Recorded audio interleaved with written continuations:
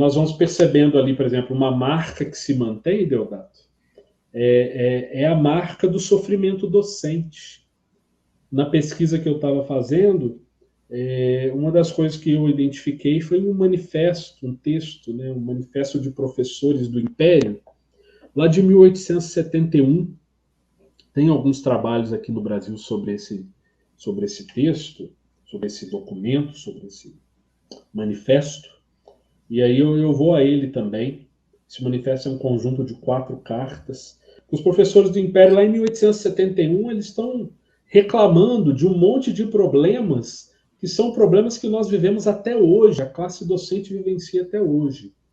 De alguma forma também esse documento, esse manifesto é uma das primeiras tentativas de associativismo docente, depois vai gerar o sindicalismo docente mais à frente, né? Então, olha, a gente vai aí em alguns documentos importantes, mas ali eles estão reclamando de salário de fome, professor que é visto como ignorante, professor que precisa se formar, mas tem que usar do seu próprio salário para se formar, o Estado não paga, não investe em formação, mas cobra, né? Então, reclamações desse tipo.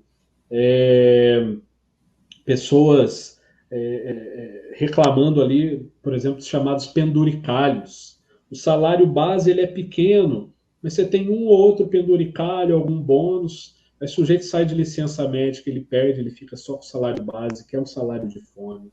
Se ele sai de licença maternidade, a mulher ela perde esses penduricalhos, que muitas vezes são maiores, juntando esses penduricalhos, eles são maiores do que o próprio salário base, né? Então, reivindicações ao longo da história do Brasil, você veja, 1871, são lutas até hoje. Você estava perguntando, né, da minha instituição, se o pessoal está em greve. O pessoal está em greve lutando, por exemplo, contra, né, para que os penduricalhos da universidade aqui eles sejam incorporados ao vencimento básico. Essa luta que está sendo feita hoje, em 2024, era uma luta feita no Brasil já em 1871. Então você tem certas descontinuidades que continuam. 150 anos, Elvis. Você fez a conta aí, né, pessoal? Então, nós temos muitas marcas que ainda nos marcam de colonialidade. E a última marca que eu trago ali é essa marca do vocacionismo, do heroísmo docente. Que o professor, que ser professor não é uma profissão, é vocação. Você tem que se sacrificar pelo seu aluno.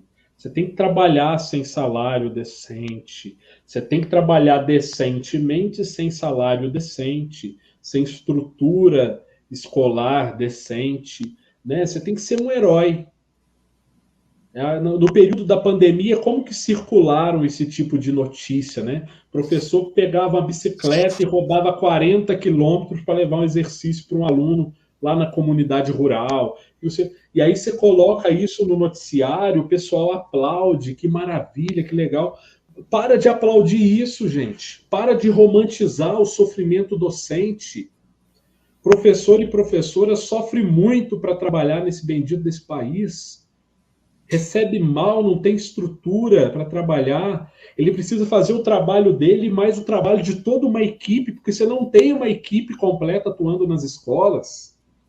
O professor ele tem que ser professor, ele tem que ser psicólogo, ele tem que ser psicopedagogo, às vezes ele tem que ser exorcista, porque age também capeta para você mandar embora. Sim, é uns negócios doidos, eu brinco com isso, assim, você tem que ser professor, médico, exorcista, agente penitenciário, você lida com tudo em sala de aula e é você que tem que dar conta, você não tem uma equipe que te apoia, tá? E aí o professor tem que ser motorista, o professor tem que comprar muitas vezes caderno, lápis, caneta para dar para o aluno, fazer diabo a quatro. Coloca isso em noticiário e as pessoas aplaudem, que maravilha, isso é um professor exemplo. Isso não é professor exemplo, não. Né? O professor, a gente tem que lutar para ter uma condição digna de trabalho, a classe docente nesse país, né? E não ficar naturalizando, romantizando o sofrimento docente. Professores entrando em burnout, em estresse, em síndrome do pânico, em depressão. Assim, os números só crescem, só aumentam. né? Mas você tem essa marca de colonialidade que é o vocacionismo docente, é vocação, é missão mesmo, você tem que se desdobrar, né? É heroísmo, é um herói, né? Só que é um herói que não tem, como diz a Mariana, ela tem trabalhado muito também essas questões, a minha esposa, ela tem trabalhado, é um herói, mas sem capa, né? É um herói, mas sem superpoder, ele não voa, ele não tem capa, ele não tem armadura, né? Então, essas visões que romantizam o trabalho docente, elas só servem para perpetuar um estado indecente de trabalho do docente, que tem que se desdobrar para fazer o trabalho dele e o trabalho de outros, né? Porque isso não é garantido minimamente no espaço escolar universitário. Isso é uma marca que a gente carrega também.